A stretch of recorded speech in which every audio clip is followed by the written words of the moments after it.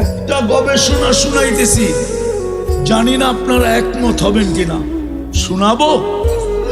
হ্যাঁ, মুসলিম দুনিয়ায় বলেন তো বাংলাদেশে কয়টা মানসিক রোগীর হাসপাতাল?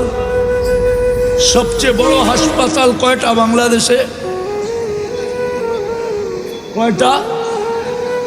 আরে বলেন না কয়টা? কয়টা? কয়শো কোটি মানুষ? কত কোটি মানুষ বাংলাদেশে? 18 কোটি মানুষের জন্য একটা পাগল হাসপাতাল, ঠিক না? হ্যাঁ, এখানে জানি না গ্রিন কার্ড হোল্ডার আছে কিনা।